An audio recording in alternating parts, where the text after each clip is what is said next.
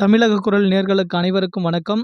இன்று நாம சந்திக்கக்கூடிய ஆளுமை பாப்பாத்தி பாலு அவர்களுடைய கணவர். தருமபுரி மாவட்டம் பாப்பிரெட்டிப்பட்டி வட்டம் கடத்தூரை அடுத்துள்ள தாளநத்தம் பஞ்சாயத்து தலைவி அவர்களுடைய கணவரைத்தான் நம்ம இப்ப பேட்டி எடுக்க போறோம். எதனால எடுக்க போறோம்னா, அவர் தான் இந்த பஞ்சாயத்துல முன்னின்று எல்லா பணியும் செஞ்சுட்டு வராரு. ஆகையால் அவர வந்து நம்ம இன்னைக்கு அந்த முழு விவரத்தையும் கேட்டறியலான்றதுக்காக தான் வந்திருக்கோம். ஐயா வணக்கம். வணக்கம்.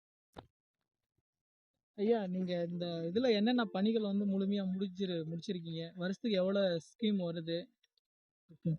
தாளத்தம் ஊராட்சி மன்ற தலைவர் பாப்பாத்தி பாலு அவர்கள் இந்த ஒரு வருடான என்னென்ன பணிகள் வேலை செஞ்சதுன்னா, வீட்டுக்கு ஃபஸ்ட்டு 15 லட்சம் வந்தது. அதில் வந்து கிணறு வெட்டிக்கிறோம். குடிநீருக்கு ஆழ்துணை கிணறு, வீட்டுக்கு பைப் லைனு, அனைத்து மொத்தம் 8 குட்கிராமம் இருக்குது. ஒரு வருஷத்துக்கு 15னா இது எல்லாமே ஓரளவுக்கு முழுமையாகி வந்துட்டுருக்குது. இன்னும் ஒரு 500 டேப்பு போட்டால் முழுமையாக எல்லா வீட்டுக்கும் கனெக்ஷனு கொடுக்கப்பட்டது.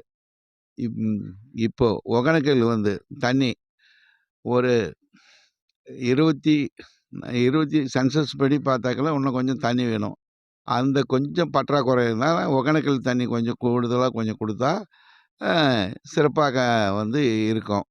இல்லையா, டைனேஜ் இந்த மாதிரி எல்லாம் அமைக்காத ஒரு பக்கம் இதா இருக்கிறதா குறை சொல்றாங்க. அதுக்கு என்ன சொல்றீங்க? இப்போ ட்ரைனேஜ் வந்து அந்தந்த வருஷத்து ஃபண்டு வந்து கட்டினே வரோம். இப்போ எதுவும் இல்லை. ட்ரைனேஜ் வந்த அளவுக்கு இப்போ கட்டிட்டோம். வேறு எதுவும் இல்லை. இன்னும் ஒரு 2 இது திட்டப்பணி, இன்னும் 2 ஒர்க் ஆர்டர் வந்துக்குது.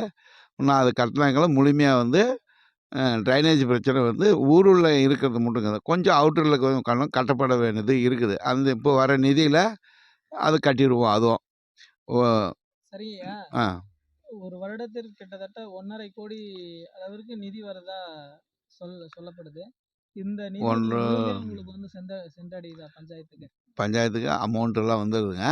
அதான் வந்து என்ஆர்ஜி ஒர்க்கில் நான் ஒரு 40 லட்சம் 50 லட்சம், இது என்ன இந்த மக்கள் பணியாளர் இந்த என்ஆர்ஜி ஒர்க்கு வேலை செய்கிறவங்களுக்கு அவங்களுக்கு 1 கோடி 1.5 கோடி வருது. இந்த வேலை செய்கிறவங்களுக்கு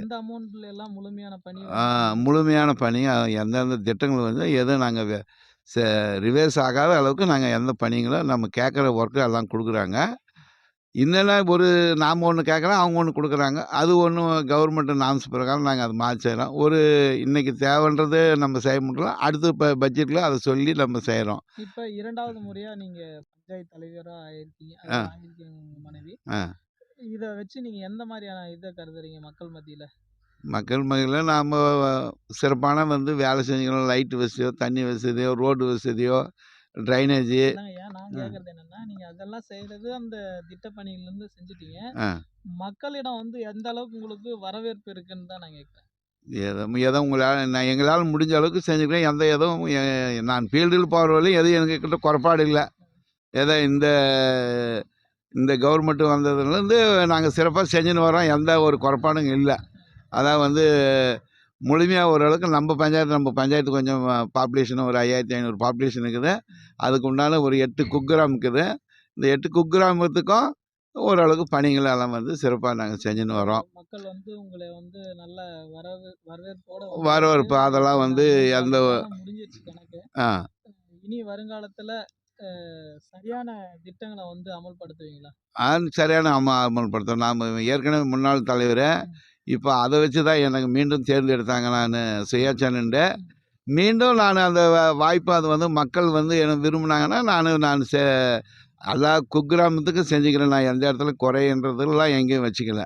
ஏன்னா என்னுடைய பணி நல்லா வேலை செய்யணுன்றது தான் நான் முடிஞ்ச அளவுக்கு துருவுதமாக பார்த்து நான் வேலை செய்கிறேன். அதிகாரிகளை அணுகி எங்கெங்கே இப்போ எனக்கு இந்த குறைபாடு இதெல்லாம் இருக்குது அப்படின்னு சொன்னால் எனக்கு அந்த பண்டுங்க இதுங்கெல்லாம் எல்லாம் ஒதுக்கி கொடுக்குறாங்க. அந்த வகையில் எனக்கு எந்த குறைபாடும் கிடையாது. இப்போ உங்கள் மனைவியார் வந்து அலுவலகத்துக்கெல்லாம் சரியான டைம் போயிட்டு வராங்களா? எல்லாமே வராங்க. எங்கள் வீட்டில் தான் வருவாங்க. அவங்க சொல்கிற வேலையை நான் போயிட்டு பார்ப்பேன். இந்த வேலைக்கு போயிட்டு நான் பார்த்துட்டு வந்தேன், அது மாதிரி சொன்னாங்க அப்படின்னு. என்னடா எதனாலும் சொல்லும் போது எங்கள் வீட்டுக்காரர்கிட்ட சொல்லுவேன்.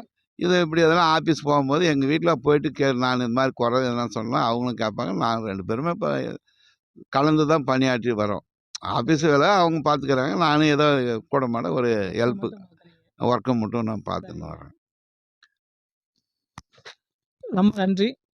தமிழக குரல் நேயர்களுக்கு இது போன்ற பல விஷயங்களோடு உங்களோடு சந்திப்பது எஸ். நந்தகுமார்.